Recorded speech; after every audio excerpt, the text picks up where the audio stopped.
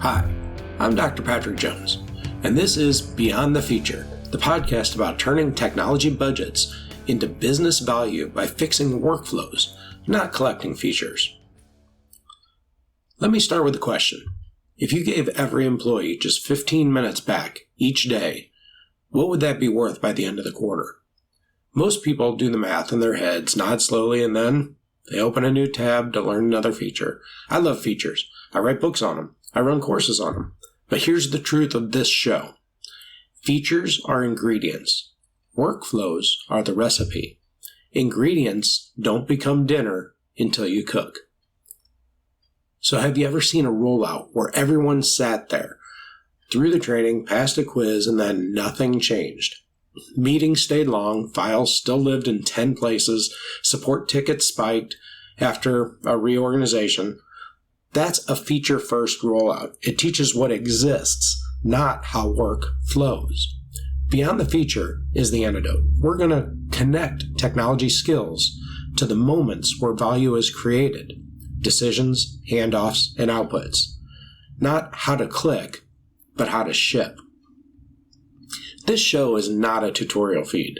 If you want deep dives into 365 skills, my Microsoft 365 Companion Series on Amazon and the Olympus Academy courses, those are perfect for that. Short, focused, step-by-step. We'll reference them, sure.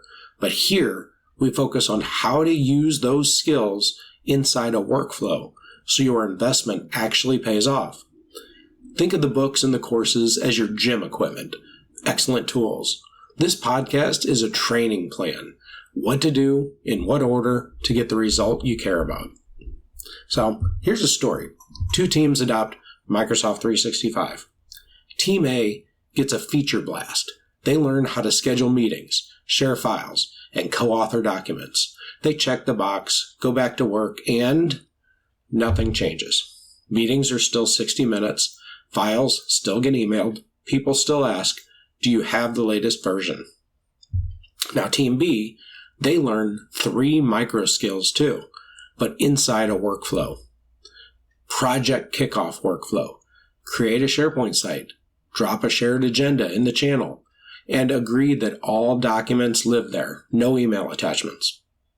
And then meeting discipline workflow. Meeting default to 25 to 50 minutes with an agenda, a notes tab, and action items in the channel. And then also draft to decision workflow.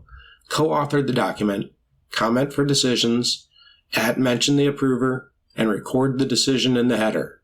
So you don't have final version 7, final, really this time, .docx.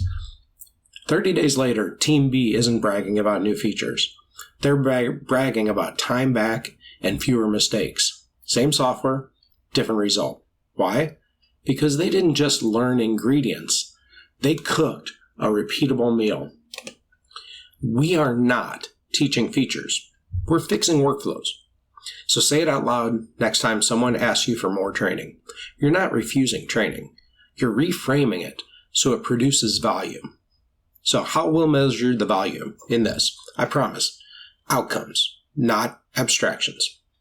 So let's keep scoring simple. Over this series of podcasts, we'll look at 5 buckets you can actually measure. Time, such as shorter meetings, fewer status pings, faster document cycles. We'll also look at cost, retiring redundant tools, less time spent on rework. We'll also look at quality and throughput. More, first time right. Fewer, who changed this moments. We'll look at risk, fewer sharing mistakes, clearer permissions, fewer all company emails. And experience, less friction, fewer tickets, happier teams.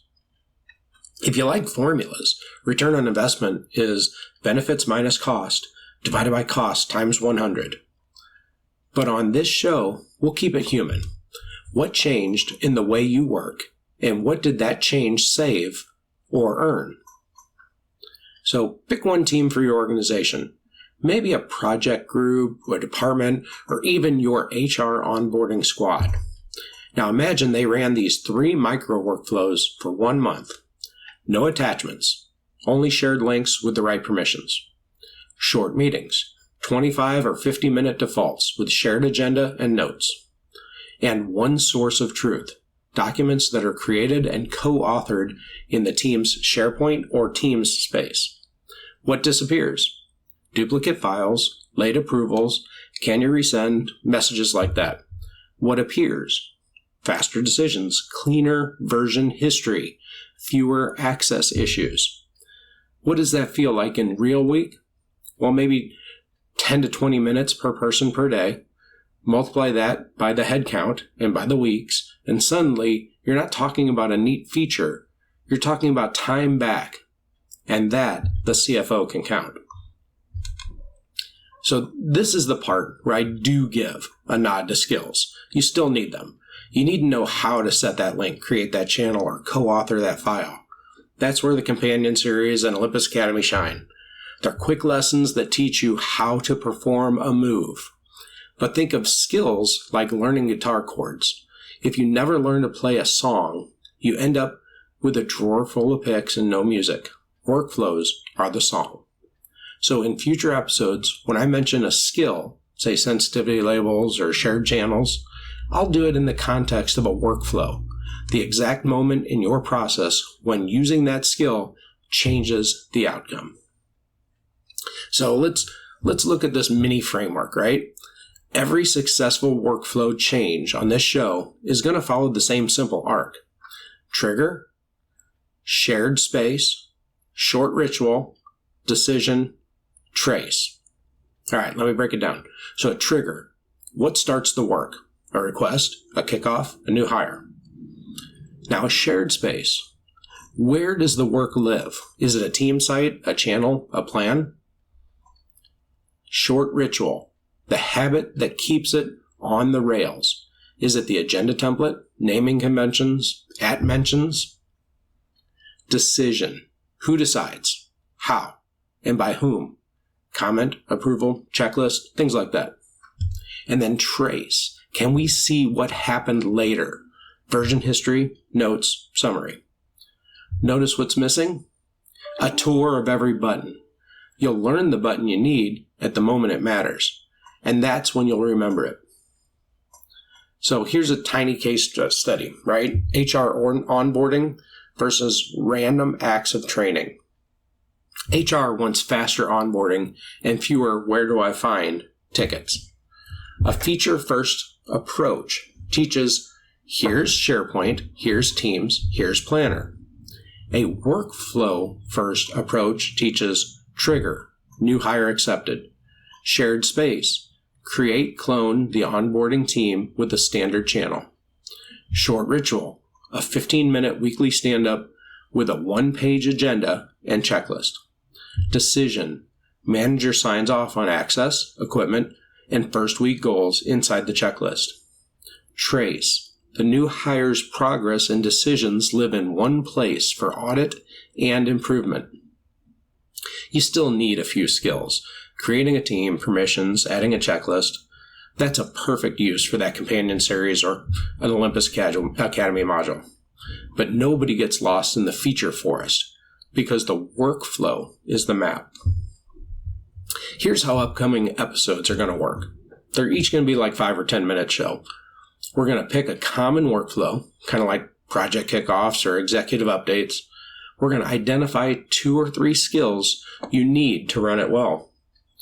Then we're going to share a play and measure plan you can try next week. I'll point to the exact book or chapter or course clip if you want to learn the how-tos. We're going to give you a simple before-after metric to prove the change. Short, sharp, doable, no fluff, no step-by-step screen hours. If you want those, books and courses are ready when you are. All right, so let's pick one team and run a no attachments week. So we can try this right now. All the documents live in the team space. All links are shared with the correct default permissions, and all decisions are captured in the document header or meeting notes. So we're going to measure 3 things before and after. The average meeting length, the number of access or version pings in the chat, and the count of duplicate files created. If your numbers don't move, it's a start, right? But if they do move, tell your CFO, right? So this is beyond the feature, right? This is episode 1. If you're here for the flashy features, you might be in the wrong feed. I followed those podcasts. I love those podcasts. That's not this podcast. I'll mention features, but we're not going to go over features in this one. If you want to turn software into outcomes your leadership can see, now you're in the right place. So we're going to go over some of the next times, designing a 1-hour workflow lab, how to turn a team's real files and meetings into a fast, sticky practice session, and maybe actually change behavior, right? Until then, though, remember, features are the ingredients, workflows are the recipe. Let's cook something that shows up on the balance sheet.